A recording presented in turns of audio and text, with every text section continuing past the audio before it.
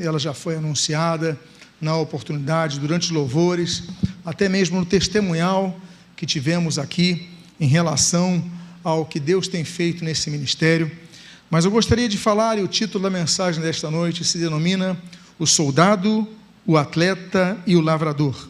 Eu convido a que você abra a sua Bíblia na segunda carta que Paulo escreve a Timóteo, no seu capítulo de número 2. E à medida que você for encontrando o texto, eu convido a que você, por favor, fique de pé. 2 Timóteo, capítulo de número 2. Eu gostaria de ler os versos 1º e 2º desta carta derradeira do apóstolo aos gentios. Registra então a palavra de Deus. Quanto a você, meu filho, fortifique-se na graça que há em Cristo. E o que você ouviu de mim na presença de muitas testemunhas, isso mesmo transmita a homens fiéis, idôneos, para instruir a outros. Oremos. Pai amado, Deus bendito, lemos a tua santa e preciosa palavra e pedimos, Deus, fala conosco nesta noite. Abençoa nossa vida, fortalece nossa fé, e o que nós pedimos, nós fazemos agradecidos em o nome de Jesus. Amém e amém. Podem, por favor, tomar os seus assentos. Trata-se da carta que o apóstolo Paulo deixa por legado final em sua peregrinação por esta pátria estranha, a qual caminhou aqui como peregrino e forasteiro, assim como nós o fazemos. E a última carta, geralmente, sabendo ele então que o seu martírio já estava às vésperas, sabendo ele então da sua condenação, já não tendo mais recursos para recorrer, então ele escreve essa carta para Timóteo, e ele traz alguns conselhos muito importantes. Ele não tem muito tempo a fazer. Ele tem um jovem líder.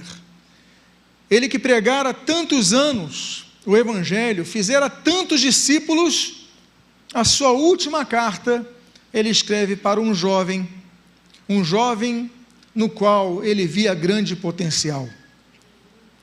Muitas vezes nós ficamos na expectativa que as grandes coisas ministeriais venham a ocorrer através de grandes nomes que nós conhecemos, com grandes currículos, com grandes capacitações.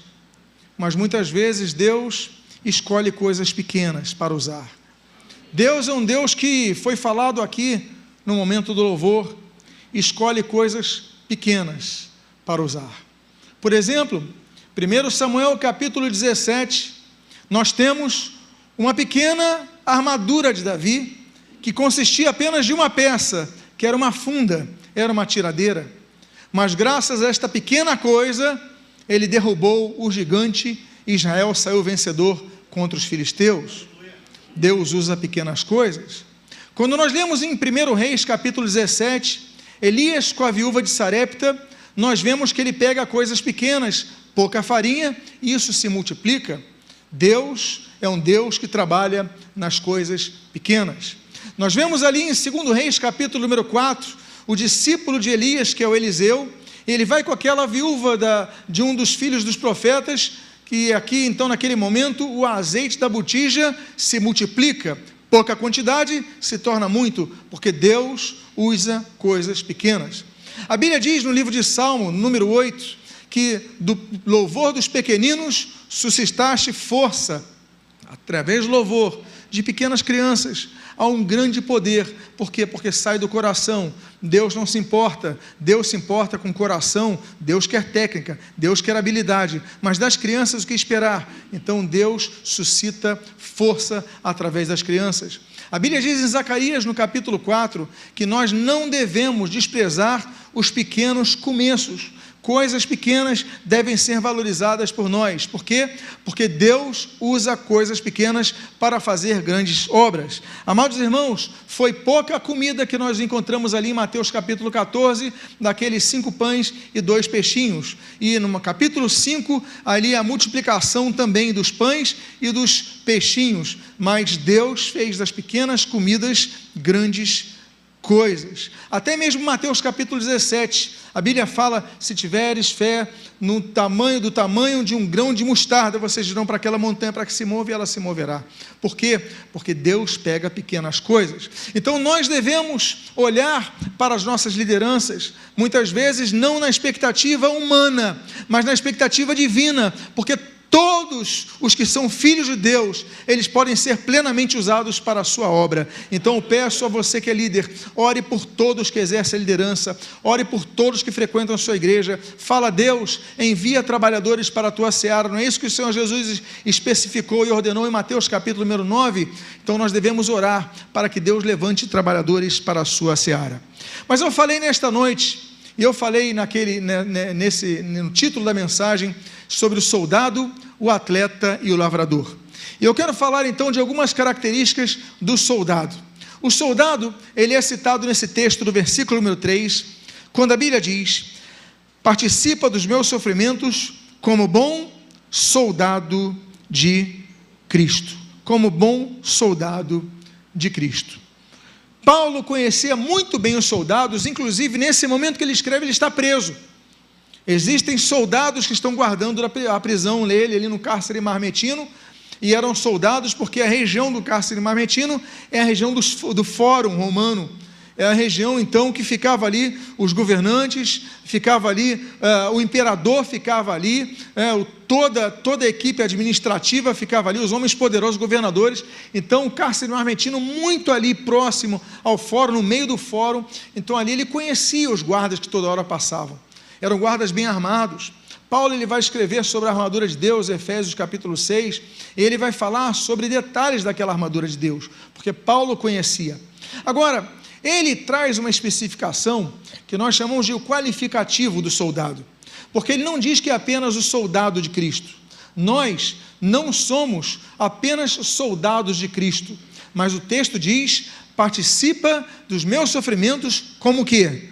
Bom soldado de Cristo. Bom soldado de Cristo. Porque existem soldados bons e existem soldados maus.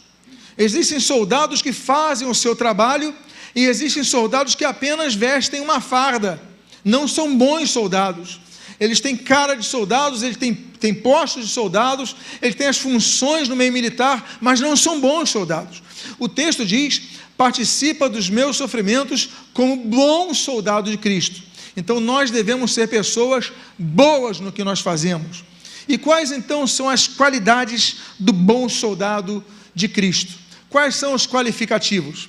A primeira característica do bom soldado de Cristo está no versículo que nós lemos: participa comigo dos meus sofrimentos. Participa dos meus sofrimentos como bom soldado de Cristo. Amados irmãos, a Bíblia diz no Evangelho de João que nós passaremos por tribulações. Ele fala: no mundo passareis por tribulações, mas tende bom ânimo, porque eu venci o mundo. O Senhor Jesus já profetizou que passaríamos por tribulações, por aflições, por problemas, por desafios. Mas ele falou: olha, mas eu estou com vocês, eu venci o mundo.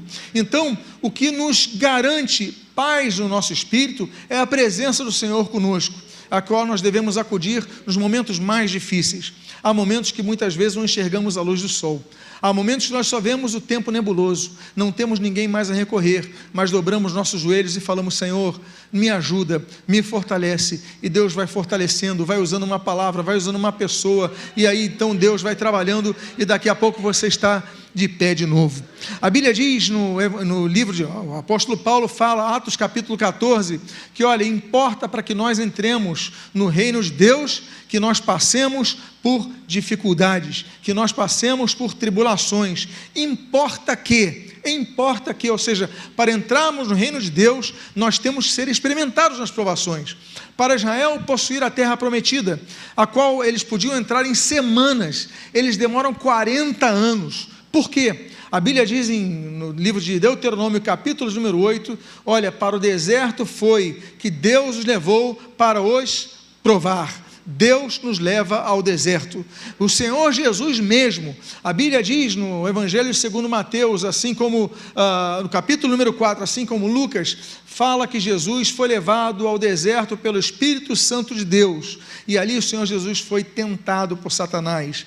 Então nós somos experimentados. Agora, será que Deus está no controle? A Bíblia diz, Jó capítulo 1, Jó capítulo número 2, Jó era um homem justo, Jó era um homem reto, Jó era um homem íntegro, mas Jó era um homem que se afastava do mal, Jó era um homem modelar. Mas Deus pega e permite que Satanás o tente, e o tente nas maiores de suas dificuldades. Por quê? Porque Deus, apesar de nos permitir passarmos por aflições, como diz o apóstolo Paulo, olha, participa dos meus sofrimentos como um bom soldado de Cristo. Ele sabe dos sofrimentos, Timóteo sabia dos sofrimentos de Paulo, mas Paulo fala, é importante que nós passemos. Agora o que importa é saber que Deus está conosco. Esta é a primeira característica de um bom soldado.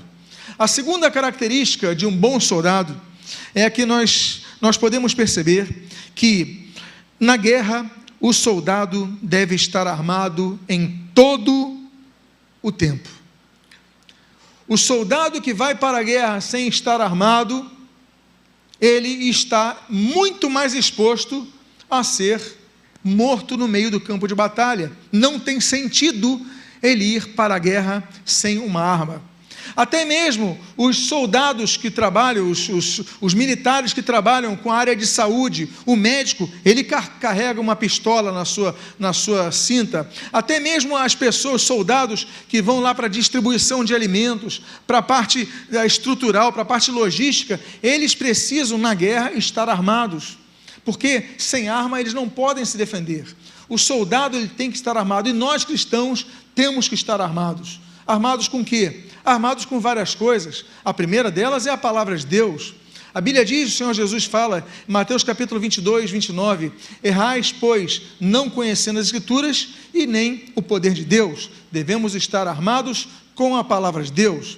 Devemos estar armados, por exemplo, sob o nome de Jesus, com o nome de Jesus, com a nossa frente expondo o nome de Jesus, Filipenses capítulo 2, porque através desse nome nós vencemos.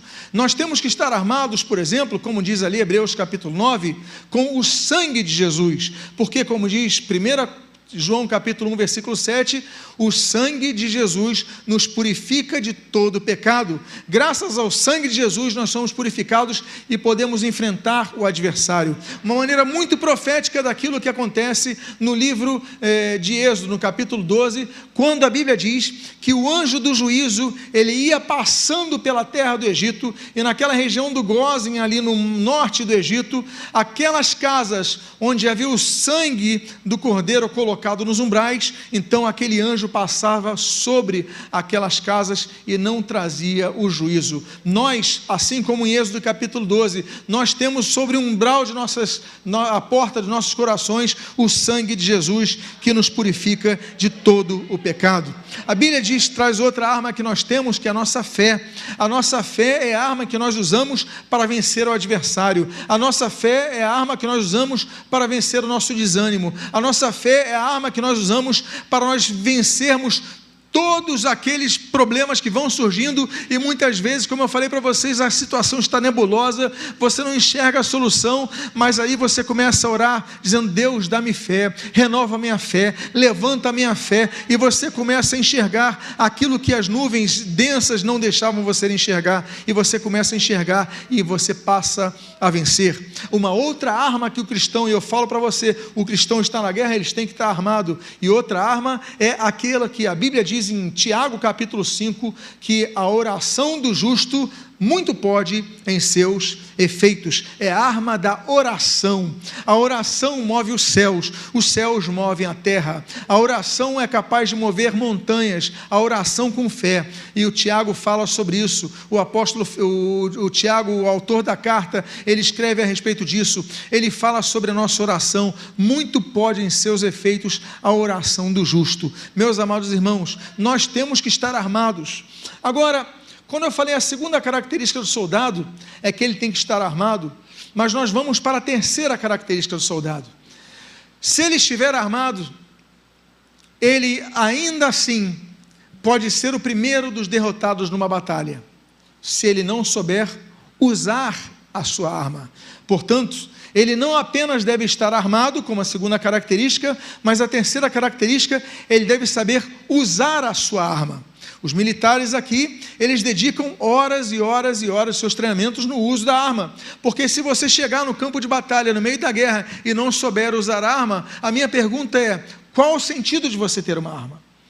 Qual o sentido de você ter uma arma e não usá-la? E meus amados irmãos, a Bíblia diz que nós devemos procurar apresentar-nos a Deus como obreiros aprovados, 2 Timóteo capítulo 2, versículo 15, como obreiros que não têm do que se vergonhar, que manejam bem a palavra da verdade. A palavra da verdade, ela não tem que ser apenas crida. A palavra da verdade, ela não tem que ser apenas estudada. A palavra da verdade, ela não tem apenas que ser meditada, mas ela tem que ser praticada e ela tem que ser manejada, mas não apenas manejada, porque o texto que eu li para vocês, desta mesma segunda carta de Timóteo, capítulo 2, versículo 15, ela fala como obreiro aprovado, ele não tem do que se envergonhar e ele maneja bem a palavra da verdade, ou seja, o obreiro aprovado. Por quê? Porque nós temos obreiros reprovados. O obreiro é chamado a trabalhar, daí vem a palavra obreiro, aquele que está numa obra, aquele que está numa missão, aquele que foi chamado por uma vocação, cumprir algo, ele está no meio de uma obra, mas ele tem que ser aprovado, manejando bem a palavra da verdade. Eu digo aos irmãos, leia a sua Bíblia diariamente, estude a sua Bíblia diariamente, medite a sua Bíblia diariamente, pratique a Bíblia diariamente e ouça a palavra de Deus. A fé vem pelo ouvir e ouvir pela pregação da palavra de Cristo. Ouça a palavra nos corinhos, ouça músicas, leia a palavra, ouça a Bíblia pregada, falada, anunciada, ouça pregações, mas se alimente da palavra de Deus. Essa é a terceira das características do bom soldado.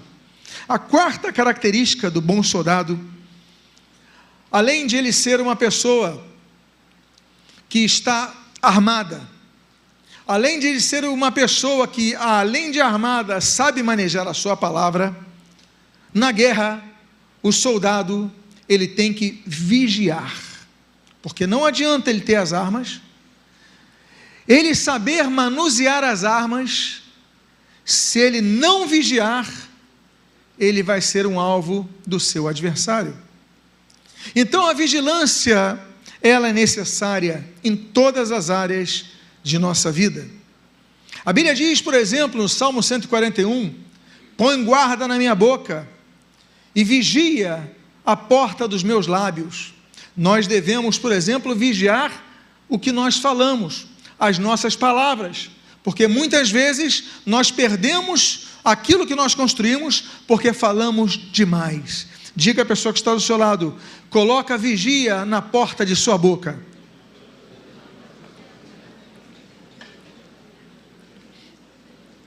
Outra menção à vigia é aquela citada no livro do profeta Abacuque, no capítulo 2, quando o Senhor ordena que nós coloquemos, através do profeta Abacuque, na torre de vigia, para atentarmos à resposta que Deus tem nos enviado. Porque muitas vezes nós pedimos coisas a Deus, Deus responde e nós não estamos vigiando para ver a resposta que Deus já nos deu. E nós continuamos lutando por algo que Deus já respondeu. E muitas vezes a resposta é não. Deus responde de 3 formas. Deus responde sim, como nós lemos ali em 1 Reis capítulo 18, quando Elias clama ao Senhor e desce fogo do céu de imediato. Deus responde não, como por exemplo o rei Davi, ele pede para Deus curar o seu filho enfermo, que foi um juízo de Deus, e Deus responde, não vou curar, e a criança morre. E o terceiro tipo de resposta é Salmo 40. Espera, aguarde. Nós devemos entender que Deus responde muitas vezes, espera. Eu já estou trabalhando, eu já defini o tempo certo, a sua resposta virá, mas espera. Deus responde. Nós devemos nos colocar na torre de vigia para esperar. A Bíblia diz, e nós temos vários capítulos escatológicos na Bíblia, e dos evangelhos, os que mais sobressaltam são dois textos que falam da vigilância. O Mateus capítulo 24 e Lucas capítulo 21. Mateus 24, olha, vigiai, pois não sabeis o dia e que o Senhor voltará. E aí nós temos o Lucas capítulo 21, olha, vigiem em todo tempo. Mas o texto de Marcos capítulo número 14, é aquele que nos chama a atenção, quando Jesus diz assim, vigiai e orai, para que não entreis em tentação. Muitas vezes nós só oramos, mas não vigiamos. E o começo está na vigilância, para depois irmos na oração. Então, é vigiar e é orar para o Senhor, e como diz Efésios capítulo de número 2, nós devemos vigiar com perseverança. Essa é a quarta característica do bom soldado. Temos a quinta característica do bom soldado.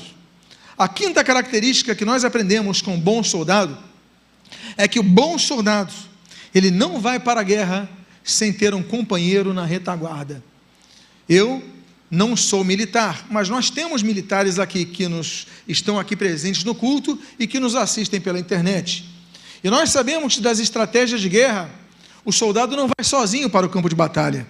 Sempre tem alguém na retaguarda para ajudá-lo, para que se ele estiver adentrando num terreno, outros atrás estejam dando cobertura. Nós vemos isso em muitos filmes, não apenas nas questões de guerra, como nas questões policiais. Olha, me dê a cobertura, me ajuda, que eu vou me dirigir do ponto A para o ponto B, e eu preciso da sua cobertura nessa hora.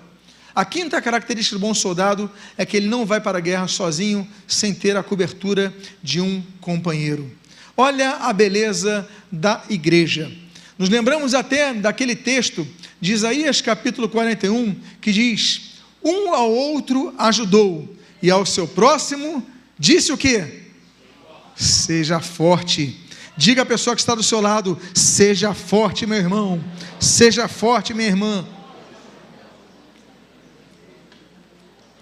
Esse texto de Isaías 41 é muito lindo, porque ele diz, um ao outro ajudou.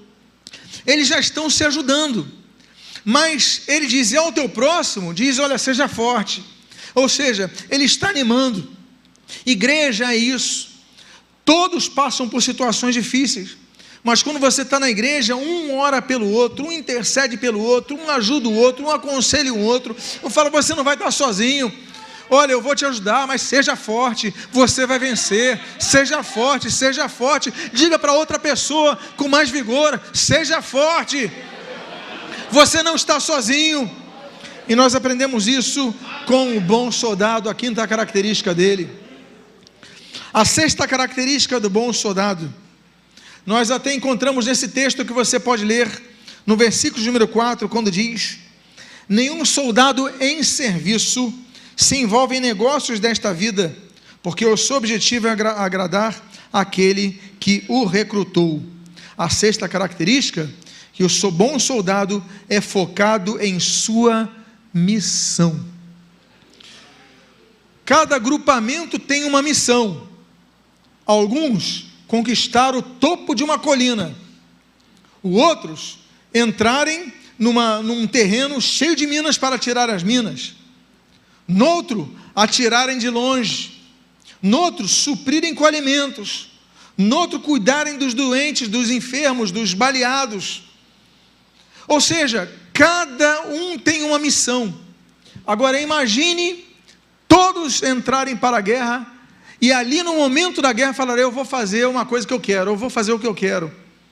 Vai desorganizar tudo e vai prejudicar a todos, não apenas a sua própria vida. O que é isso? Nós devemos ir para a guerra como um bom soldado, tendo foco da nossa missão. Amados irmãos, a Bíblia diz, em Isaías 45, Deus fala assim, olha para mim e sereis salvos.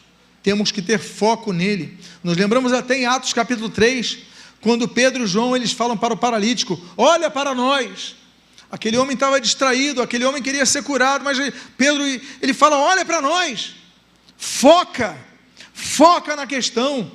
Por isso que a Bíblia diz em Josué capítulo 1, olha, não se desvie nem para a direita, nem para a esquerda. Nós devemos guardar o nosso foco em nossa missão. Devemos então olhar para quem? Em todos os momentos da guerra. A Bíblia responde ali, na carta aos Hebreus, quando a palavra de Deus diz: olhando firmemente o autor e consumador da nossa fé. Não é olhando displicentemente, não é olhando eventualmente, é olhando firmemente. As questões estão aqui, ao teu lado, você está percebendo, mas continua olhando para o autor e consumador da nossa fé. Amém, queridos? Então, permaneçam firmes no foco de vossa missão. A 7ª característica do bom soldado é que o bom soldado, ele é disciplinado a obedecer a voz do seu comando. Nós devemos obedecer, a Bíblia diz, por exemplo, Romanos capítulo 13, às autoridades legitimamente constituídas. Nós devemos obedecer, Efésios capítulo 6, aos nossos pais. Nós devemos obedecer, 1 Pedro capítulo 2, aos nossos patrões. Nós devemos obedecer a Deus, como Jesus fala na oração ali do capítulo 6 de Mateus: olha, seja feita a tua vontade, faça-se a tua vontade, assim na terra como ela é feita no céu. Ou seja, obedecer a Deus. Devemos obedecer a palavra, sim. E aí nós entendemos aquilo que Samuel diz em 1 Samuel capítulo 15, versículo 22, antes importa obedecer do que o quê? Sacrificar. É melhor obedecer do que sacrificar. É melhor obedecer do que tocar. É melhor obedecer do que pregar. É melhor obedecer do que cantar. É melhor obedecer do que estar servindo nas crianças na introdução. É melhor obedecer do que evangelizar. É melhor obedecer do que fazer todas as coisas com o espírito rebelde. Satanás, ele tinha habilidades. Satanás, a Bíblia diz que ele era o querubim ungido da guarda. Ele tinha muitas capacitações, mas ele era insubmisso no seu coração e por isso perdeu todas as coisas. Vocês lembram o texto inicial que nós lemos nesta noite? Quando a Bíblia diz: transmite a homens fiéis e idôneos. Ou seja, procura não entre as pessoas todas da igreja, mas aquelas que sejam fiéis a você, trabalha nelas. E essa é a 7ª característica do bom soldado. E a última característica do bom soldado, aliás, são as 7. Agora eu quero falar do atleta, porque nós lemos nesse capítulo, versículo número 5, o seguinte: nós falamos sobre o bom soldado. Agora a Bíblia diz no versículo seguinte: igualmente o atleta não é coroado se não competir segundo as regras. E o atleta, então, ele tem 4 características fundamentais que nós não podemos esquecer. A primeira característica do bom atleta é que o bom atleta, ele deve treinar constantemente. Meus amados irmãos, eu não sei você, mas eu creio que você ecoa o que eu senti nessa noite no louvor. Que louvor maravilhoso! Quantos podem confirmar? Que louvor maravilhoso! Mas quando eu fico olhando cada um dos irmãos que estavam no louvor, eu fico imaginando quantas horas, meses e anos que eles dedicaram ao ensaio silencioso e coletivo para que pudessem tocar como tocaram hoje aqui. Eles não começaram assim. Eles treinaram. Eu fico imaginando os calos nos dedos dos que tocaram, os calos nas mãos, as horas de estudo. Eles treinaram, e por isso se aperfeiçoaram, e por isso nós tivemos como resultado esse louvor, que não apenas nos elevou espiritualmente, mas também demonstrou grande talento no sentido musical. Por quê? Treinaram. O bom soldado, ele tem que ser treinado, e o atleta também tem que ser treinado. para umas Olimpíadas, nós pensamos, eu vou disputar a Olimpíada daqui a um mês. Então, daqui a 3 semanas eu vou começar a treinar. É assim que ele pensa? Não. Ele pensa em treinar cada vez mais. É sacrifício, é dedicação, é foco, é suor, é cansaço, é indisposição. Porque não pense você que o atleta ele vai treinar só quando ele quer, só quando ele deseja, só quando ele está com vontade. Pode chover, aquele atleta maratonista ele vai estar correndo ali. Pode fazer um calor terrível, aquele maratonista estará correndo. Por quê? Porque o bom atleta, ele treina. Treina é dedicação, é foco. Nós devemos, como servos de Deus, treinar-nos a cada dia em fazer a obra do Senhor. Eu vou fazer a obra do Senhor porque hoje eu estou a fim de servir na escala dos diáconos, então eu vou. Não estou a fim, não posso participar hoje, ainda mente. Não quero participar, seria o mais nobre, mas ainda assim estaria fora do chamado de cada um para servir a Cristo, porque o Senhor Jesus serviu em todo o tempo. Nós devemos servir em todo o tempo. Muitas vezes vocês não imaginam esses homens, essas mulheres pelas quais vocês oraram aqui, os que lideram igrejas.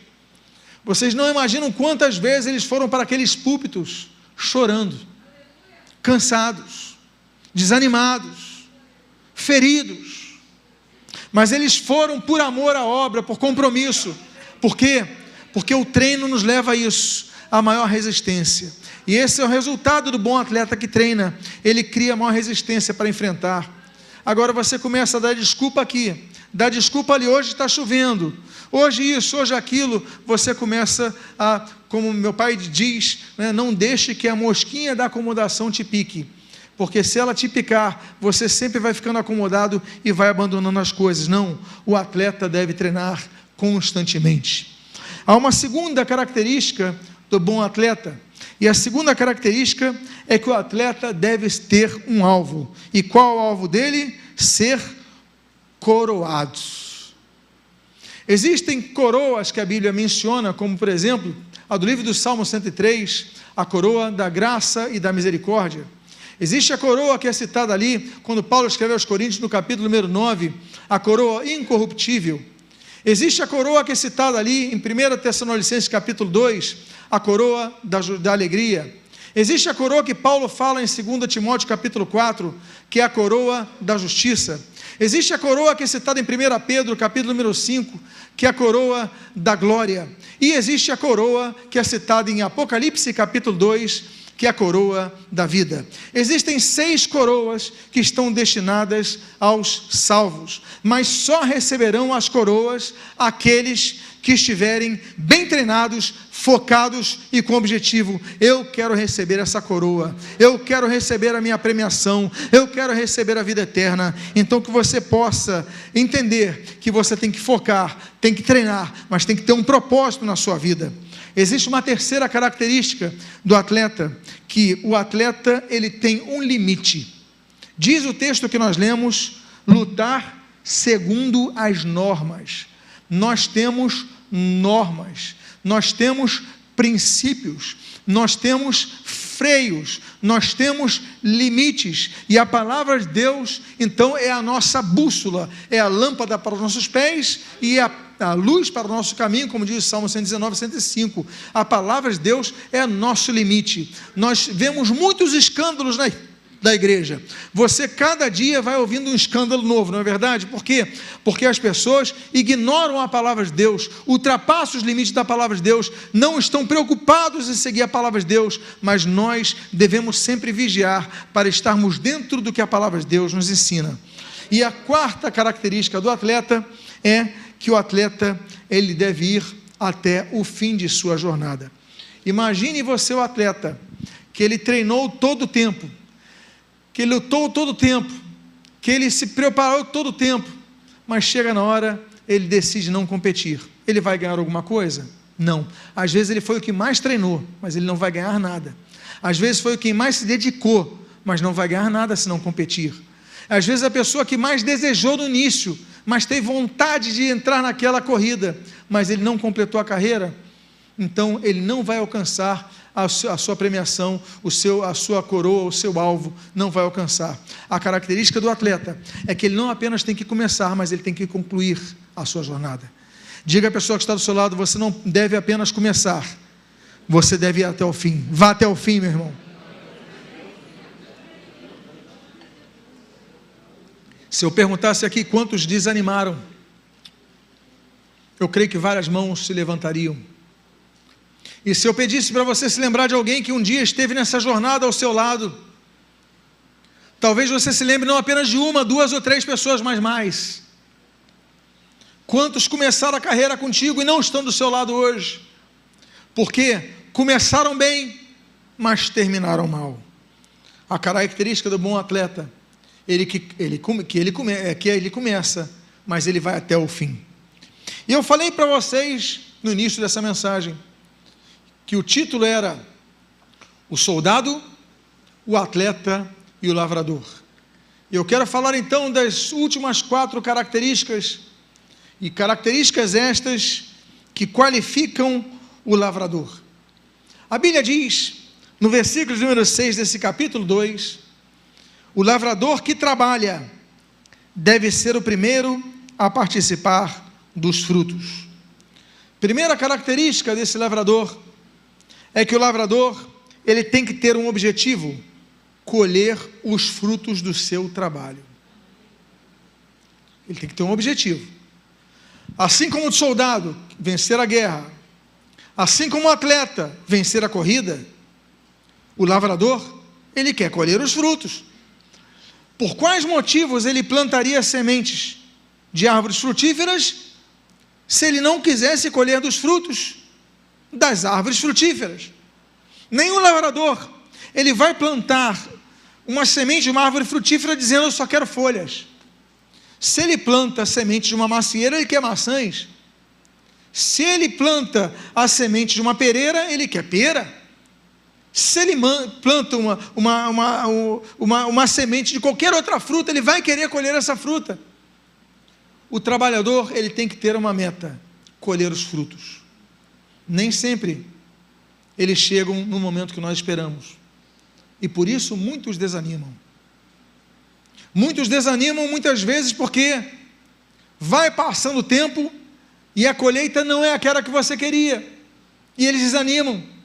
Mas a palavra é que bom lavrador, ele continua na expectativa de ter frutos.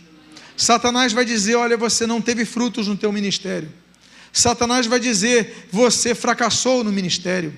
Satanás vai dizer: você não vai conseguir nada no seu ministério, porque você não conseguiu até agora. Você não vai frutificar mais no teu ministério. E ele vai ficar semeando a má semente na tua vida. Mas você permaneça firme, porque você vai entender: Deus te chamou para essa obra. E se Deus te chamou para semear, não importa quem vai dar crescimento, o importante é que seja o Espírito Santo, que outro colha, mas que o Espírito Santo dê o crescimento. Não importa, o importante é que você veja os frutos sendo colhidos. O importante é isso. Eu plantei, o outro colheu, não importa quem, mas o importante é que o Espírito Santo vai dar crescimento, esse fruto vai vingar. Quantas vidas semearam na tua vida e não estão te vendo hoje? Já estão na glória. Quantos um dia semearam oração pela conversão de um filho ou de um neto e partiram e não viram isso, mas hoje na glória, olha, meus amados irmãos, se alegram porque sabem que um dia vai haver esse encontro. Valeu a pena. Então não pense muitas vezes que você é o merecedor do seu fruto, de colher o fruto, porque você plantou. O que importa é que o Espírito Santo dê o crescimento, ainda que outro colha, porque o que nós fazemos é para a glória de Deus, não para a nossa própria glória. A segunda característica do lavrador é que ele deve ter que escolher boas sementes para o seu plantio. Se ele não escolher boas sementes, como é que ele vai esperar ter bons frutos? Se você não preparar, dedicar um tempo, olha, essa semente, essa daqui não, essa daqui já está seca, essa daqui já está morta. Mas a pessoa só pega a semente e olha, eu vou jogando. Não, peraí, mas eu tenho que separar a boa semente. Você tem que escolher, você tem que dedicar tempo. Dedicar tempo na pregação é no estudo, é na oração, é na busca. Dedicar tempo no serviço na casa de Deus. Dedicar tempo na evangelização. Tudo isso é regado com momentos que antecedem. Nós devemos dedicar tempo que ninguém nota. É o tempo que, por exemplo, os engenheiros dedicam para as fundações dos prédios. Aí vão lá, a equipe que vai trabalhar, vai construir o prédio, vai gastar semanas, às vezes meses, para construir aquelas bases, para que um prédio, ninguém vê, ninguém valoriza. A escolha da semente ninguém valoriza, você valoriza quando vê aquela fruta bonita na árvore e não sabe que houve uma escolha criteriosa. Nós devemos então ser um bom lavrador. Um bom lavrador não apenas ele quer ter um bom fruto, mas ele escolhe as melhores sementes para ter os melhores frutos, porque depois ele não pode reclamar que a árvore não é frutífera, ele não pode reclamar que os frutos são ruins, ele tem que semear coisas boas. A terceira e penúltima característica que nós aqui compartilhamos nesta noite é que o semeador deve trabalhar. Vocês lembram o texto que nós lemos? O lavrador que trabalha. Vocês lembram o bom soldado, qualificativo do soldado? Aqui nós vemos aqui o trabalhador que trabalha, o semeador que trabalha, o lavrador que trabalha. Porque nem todo lavrador quer trabalhar. Ele simplesmente joga e fala, deixa o sol, deixa a chuva. Não, o lavrador ele afofa a terra. Aquela terra está muito seca, ele vai e pega ali, joga uma água naquela terra. Aquela terra está com muito sol, ele cria aquela cortininha em cima para não bater muito sol. Ele tem que ter trabalho, ele tem que ter dedicação. O bom lavrador, ele tem que trabalhar. A Bíblia fala sobre o trabalho, a João capítulo 5 fala sobre isso, meu pai trabalha até agora. João capítulo 6, trabalhai pois pela vida eterna, nós devemos trabalhar. A Bíblia diz, a Bíblia vai falando sobre trabalho, inclusive João capítulo 8, trabalhai pois enquanto é dia, quando a noite vem e não se pode trabalhar. Nós devemos trabalhar em todo o tempo. Nós devemos trabalhar na obra de Deus, nós devemos trabalhar na nossa construção espiritual, nós devemos trabalhar em todo o tempo, meus amados irmãos, enquanto nós temos tempo, porque o nosso descanso está nos céus, como a Bíblia diz no livro de Hebreus. E a última característica do trabalhador, a última característica do trabalhador, que eu digo, é o do lavrador que trabalha, é que ele é perseverante, ele trabalha no sol, com chuva, com vento, sem vento. Em todo momento, ele procura oportunidades para trabalhar. Não trabalha apenas porque alguém te colocou na escala. Não trabalha apenas porque alguém te colocou, olha, eu quero... Não trabalha, evangeliza, ora por vidas. Tem tantas áreas que o povo de Deus pode trabalhar e muitas vezes você não valoriza. Então, trabalhe em todo o tempo. Eu quero convidar você a ficar de pé nesse momento. Eu quero fazer